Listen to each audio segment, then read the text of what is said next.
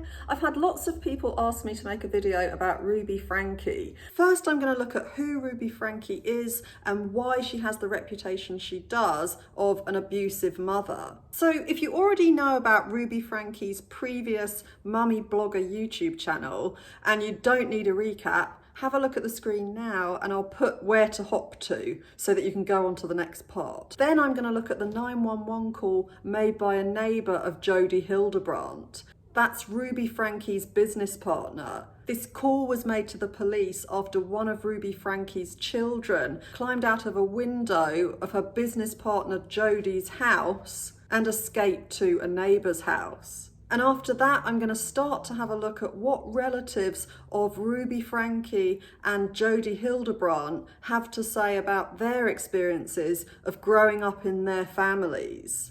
So to recap, for anyone who doesn't know, Ruby Franke had a YouTube channel called 8 Passengers.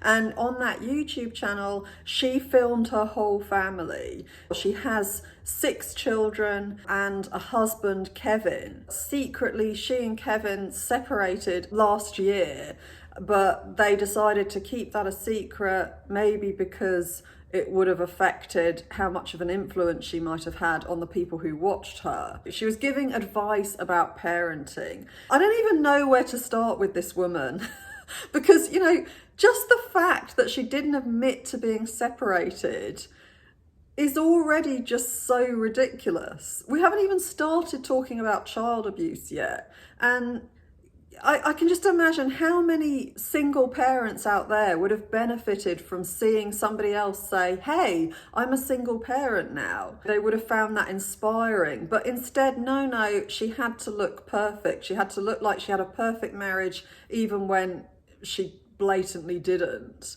She's all about appearances.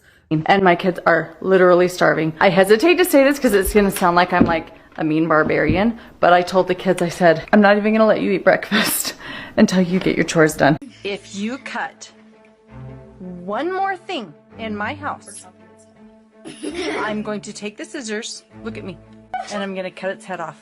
Grandma will be so mad. The neighbour also said that when Kevin wasn't there, Ruby Franke would leave the kids for weeks on their own. People were making a fuss about the abuse they saw on her YouTube channel, understandably, you know, and so she stopped posting videos on that. And that was when she started working with Jodi Hildebrandt, and they created a different channel in which she was then giving this parenting advice. And so this is my passion, is to invite you to stand in truth and put your opinions to the side for a minute, because your kids are the target of distortion. Her children are all about 2 years apart. The youngest is 10, then there's a 12-year-old, a 14-year-old, a 16-year-old, an 18-year-old, one who's about 20. And that's the one who isn't speaking to her mum anymore. She isn't speaking to any of her immediate family, or she wasn't. At this point, maybe she's talking to her siblings again. I don't know. But she made an Instagram video about why she's not talking to them anymore, and it was because of the abuse she endured as a child.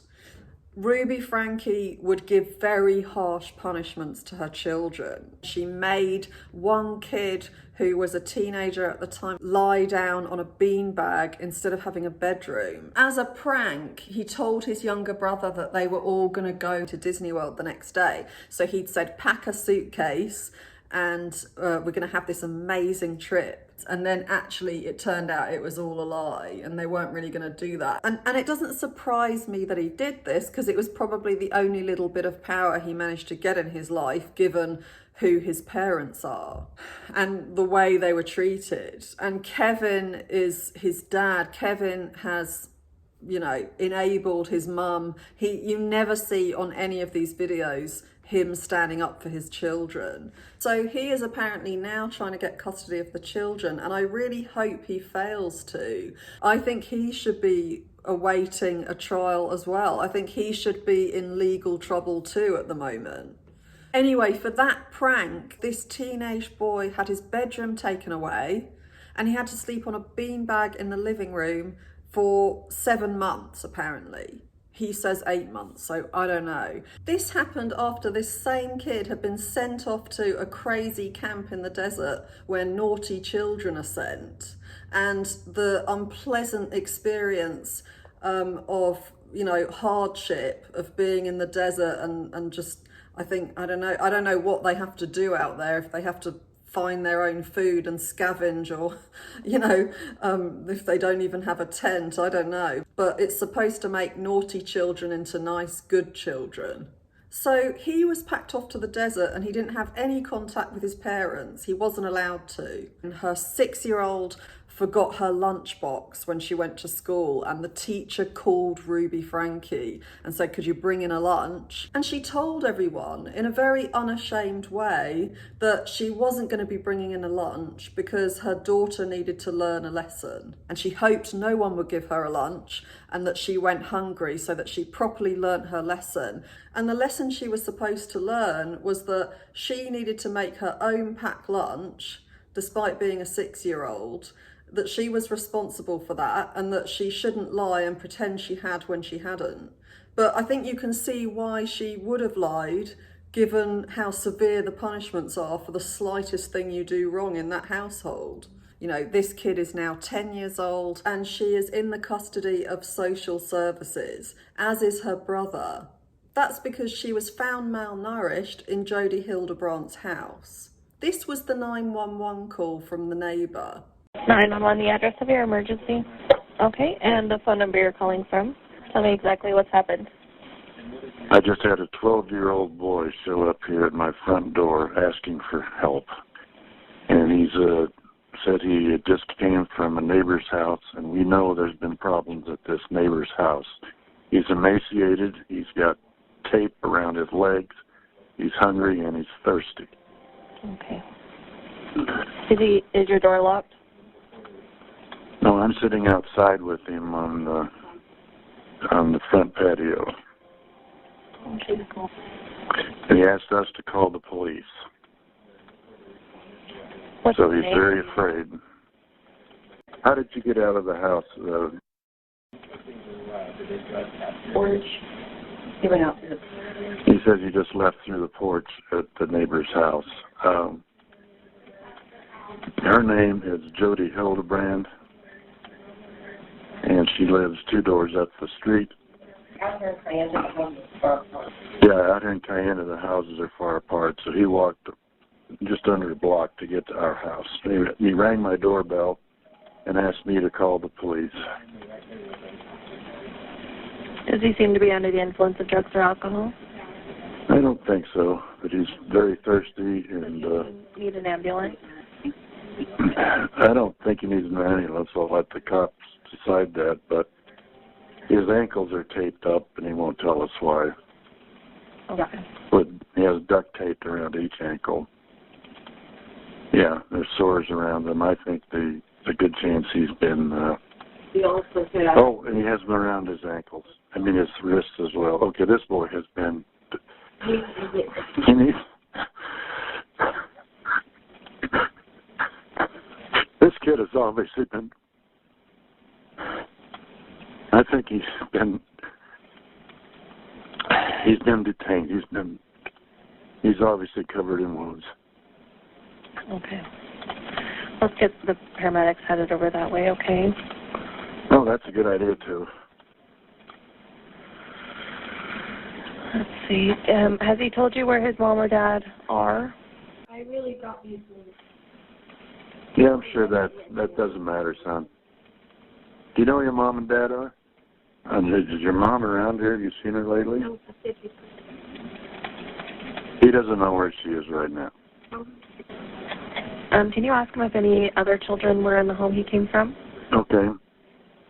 Was there any other kids up at Jodi's house? 10 and 14, and they're still at this house. Are they tied up as well? What's the deal with? Are they being held? Do they have wounds on them as well? Nothing bad going on with us. Okay. It's just Okay, so they're able to walk around the house and everything? Well, okay. He says everything's fine with them. Grain of salt. Okay. He says what's happened to him is his fault. They're coming to you as quick as they can, okay?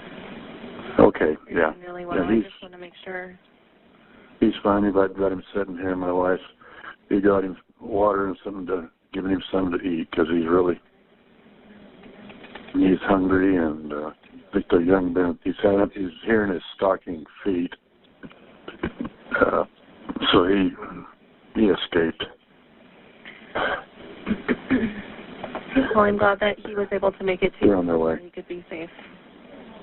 They should just be pulling up now. Let me know when they're with you, okay? Will do. You did good. Enjoy that banana, okay? Yeah, he just did the right came in a thing. few seconds ago, so he might be waiting for his partner. I'm not sure. Is Jodi up there right now? Yeah. Okay.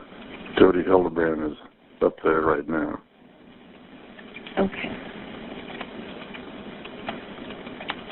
So she may come looking for him here soon, but he's not going to, obviously. We need the cops here as soon as possible. I'm just asking where he is now. Yeah, she's a bad lady. We didn't realize how bad. Welcome to Connections. I'm Jodi Hildebrandt. So glad you're with us. If you're like me, you've had pain in your life. It could be from a divorce, work conflicts, relationship issues with children, grandchildren, spouse, anxiety, depression, or fear that you don't understand, feelings that you're not enough or that you're unlovable. Connections is the solution. You can change. You can experience feelings of being whole, centered, liberated, connected, empowered, and free. Come and see for yourself. There's something here for you. These two children who were found in this condition had been made to pick weeds out in the boiling hot sun.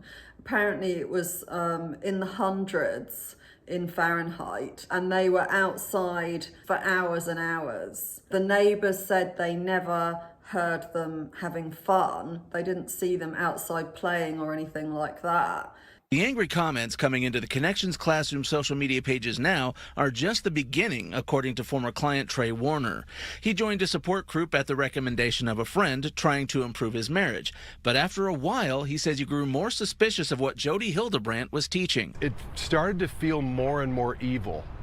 And I finally, in one of the group meetings, I got up and I just said, this is off. Warner claims Hildebrandt would use shaming tactics to turn husbands and wives against each other, adding that she would convince men that their impure thoughts made them dangerous to their families. He says he saw one case during a group session. There was a man that had a successful business that believed that he was a danger to his wife and his family because he did a double take. As a woman, like if he saw a beautiful woman, he would see and he'd look again.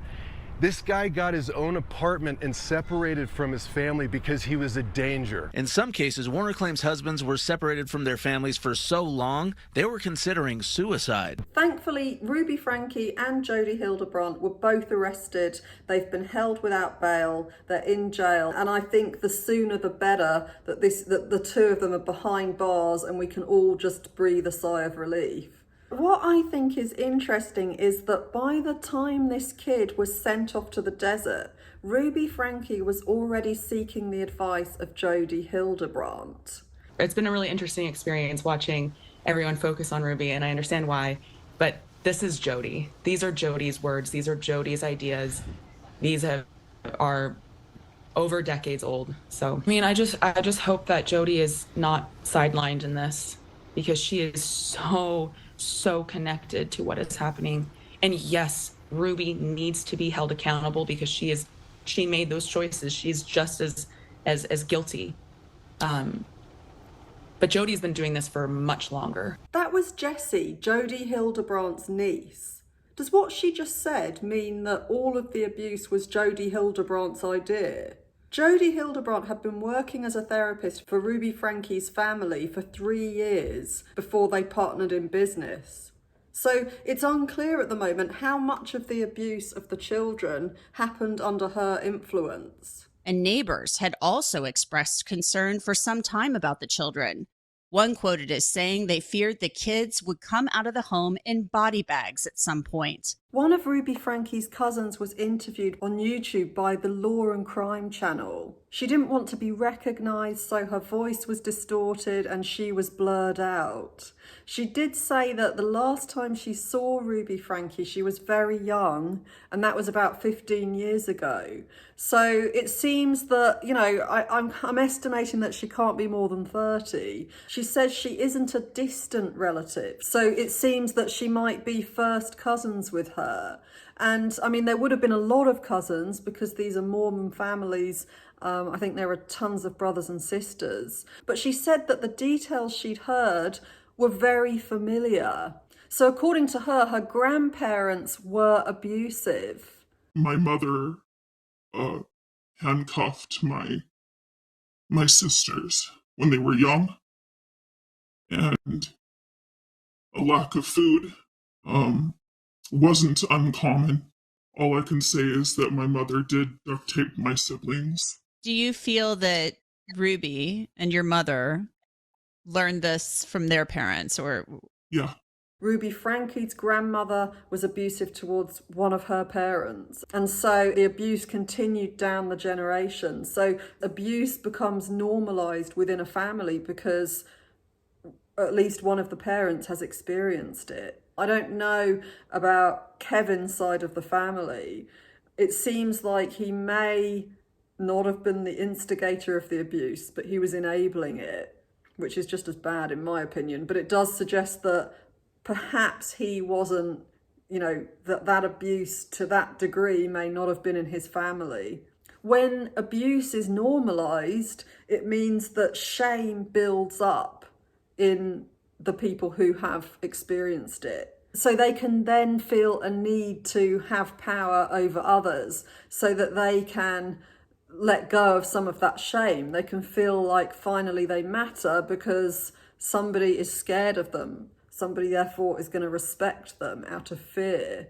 So they can feel justified in abusing their power over their children because one of their parents or both of their parents did the same thing to them. But I can say with my own family, my siblings and I, we were slapped and hit and screamed at. And she slapped me so hard that my lip started to break open and bleed.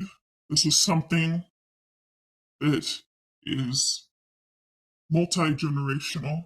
And given the abuse in Ruby Franke's background, I don't think it would have been hard for Jodi to have convinced her to, you know, to punish the children so severely. She seems to have no shame when she talks about how she's punished her children. So it doesn't seem like it would have been hard for her to have linked up with Jodi Hildebrandt. The neighbours around where she lived were saying that they believed the children were being starved. So it seems like she had also been treating them this way before they were even in Jodi Hildebrandt's house. She came across Ruby Franke, who already had these narcissistic traits. She was already somebody who had a coldness about her. But on top of that, she had fame. And if she was working with a famous person, then she was going to do really well career-wise. And together they came up with this YouTube channel, Connections, where they talked to parents and guided them on how to abuse their children. You know, that's basically what they were doing. I think in the videos, it's a bit understated in that they don't say, okay, tie up your kids' wrists and ankles with tape and starve them. But at the same time, the same theme is always going on in the background. I wanted my kids to be happy, which AKA translated into, I want my kids to get off my back because I want to do what I want to do. I want to be able to go to Target. I want to be able to shop. I want to be able to have a moment of silence where I can just think. It was all about me. with entitlement. They were being hurt with people's advice, and they didn't have a mother up the front saying, I don't care what the world's opinion is. This is the truth, and this is where I stand. And fortunately, I had a chance. I had them in my home long enough to do it, and I'm not going to lose them. They're seeing truth. They're accepting truth. They're loving truth. I love principles more than my child. Yikes! That's a really, and that is the truth. That is this interview with Jessie that I watched was actually over 3 hours long. So it's pretty long. I have taken the parts that I think might be the most helpful, and I'm going to be using those across these videos, you know, to have a close look at each of these things she described happening to her. I want to look at how that can affect somebody, why somebody might do it, and I guess just remind everyone that this is a pattern. The result of that pattern can be magnified or it can be very subtle, but it's always the same pattern. And I think that's what you're going to get from watching these videos. You know, I'm not going to try and explain it further. I'm just going to carry on and talk about these different situations. So I hope that was helpful. If you haven't subscribed, please subscribe, and I'll see you in the next video. And someone will come. Just change those sheets.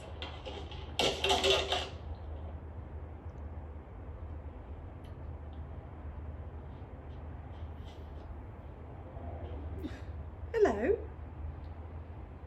Hello, Amelia. You know, I think the morphine might be upsetting your tummy. Hello, little girl. You having a nice time, Amelia? Let's get this dose.